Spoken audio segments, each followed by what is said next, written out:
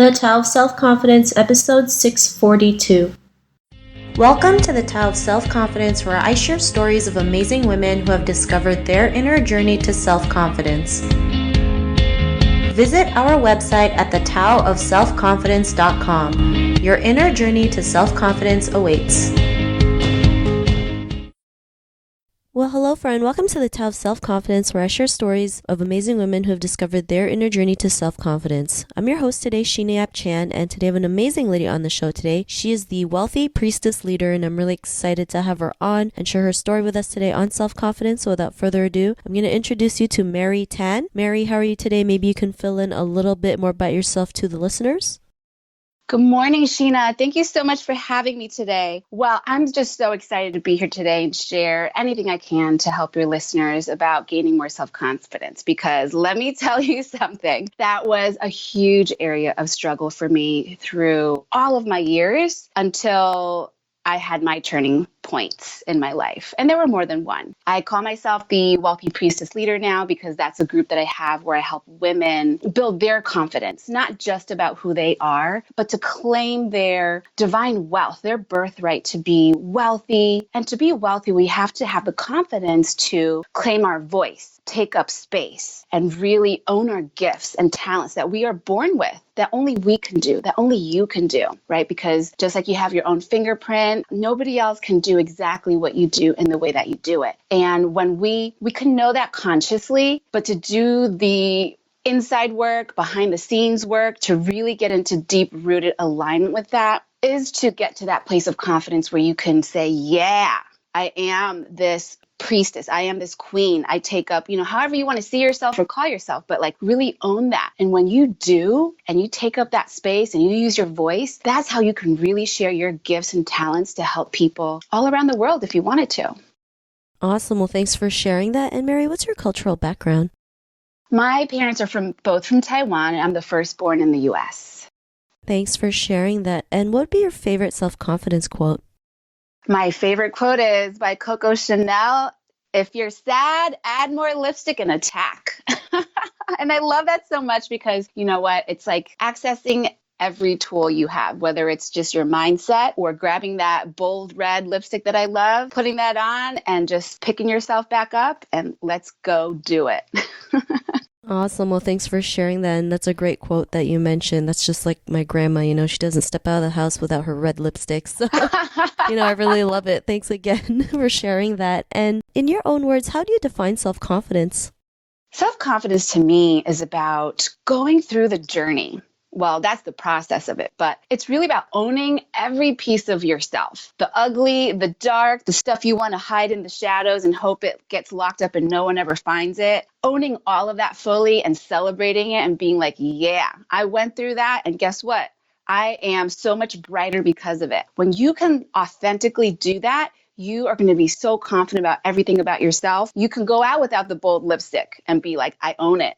And that's confidence. Thanks for sharing that great definition. And what was your life like before your discovery of self-confidence? Oh, Sheena, it was a mess, girl. It was a real mess because I had a really toxic childhood. We lived all around the globe, and my parents were both narcissists. So if people out there don't know what that means, it just means that it's actually a DSM, like psychological categorized challenge. So it makes for a very difficult upbringing for the children that have two parents in that category. Very toxic, very abusive. I had a lot of abuse growing up. And so because of that and having no life skills, it took me a really long time of lots of crash and burns, hitting many rock bottoms. Like, my parents abandoned my brother and I when I was 13. And having no guidance, we had no guardians, we had nothing, and somehow still kept up the, appearance of going to school and doing everything. Like, I don't even know. I think we just ate like boiled dumplings every day. And because of the lack of self-life tools and self-regulation and self-responsibility and self-awareness, it was crazy. So lots of crash and burns, like, if I can get pretty deep, this is like, not a walk in the park kind of information, but rape, abuse, drug abuse for 10 years, from like 13 to 23, because I didn't know how to escape this reality. Suicide at 19 because I didn't know how to overcome the feeling of massive failure. Like, how many more F-ups could I do in my life? I just felt like hopeless. And when I woke up the next morning, I was like, okay, it wasn't an aha in that moment, like, okay, God wants me to do something big. But looking back now, that was absolutely one of the turning points. So I had to really dig deep, and thankfully found lots of mentors that finally helped me redirect my life to where it is today.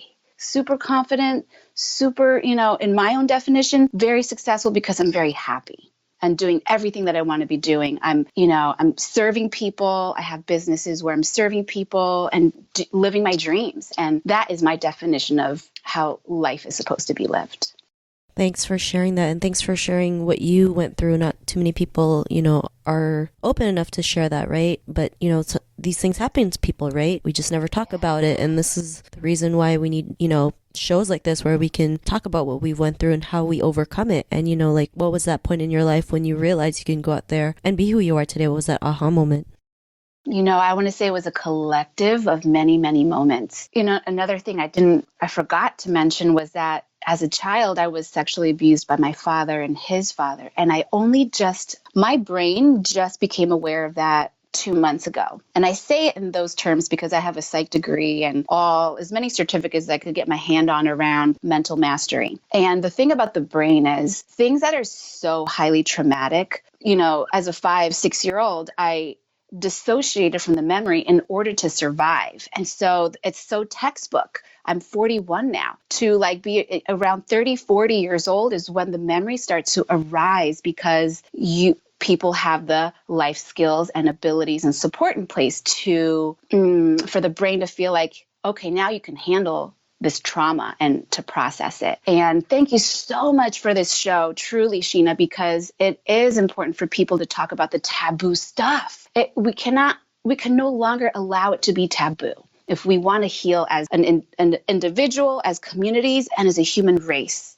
And that's what's necessary today for us to change the global scene of what we're seeing out there that everybody can agree is horrific. So you asked me, what was the turning point? Well, in 2006, when I moved from the East Coast to the West Coast by myself, I went through what I call a spiritual awakening. And I went to acupuncture school, and all of a sudden, it was like a soda bottle got shaken up repeatedly and put out in the summer heat to bake, and it just exploded. And all of that suppressed trauma of all the things that I mentioned earlier and more just spewed out all over my life. And I literally cried for 365 days, concerned that I lost my sanity. And so I desperately went to everything that I can find that came into my path, and a lot of it being alternative ways of healing. And that's how I brought myself back to wholeness, and why I'm so passionate about the work that I do.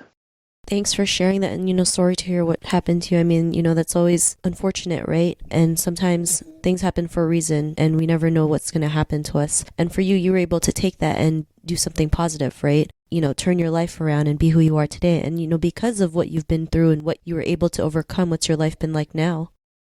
Magical is like the lightest way I can put it. Divine, blissful, powerful. It's inspirational even to me, because I get to inspire others every single day. And that just lights my soul up. See, all of these things, every listener out there, I know that you have your version of trauma and drama and challenges. All of us do. It's just part of the trade-off of being human. And the whole point of why I wanted to come on the show is to share with you that it all depends on your perception. The way you want to look at it is what's going to put you in the power position or in the victim position. Hey, if I want to be there and cry and sob and be like, poor me, I bet you all of you would be like, yeah, poor Mary. But you are inspired because I turned it around and said, no, I'm not going to be down there anymore. I'm sick of being the victim. I'm going to stand up and I'm going to be the freaking queen of my life, so I can lead other women into their power position to call themselves the queen, right? And that's what's inspiring to you. So I'm telling you, you can do the same exact thing. It's just simply a shift in consciousness. That's it.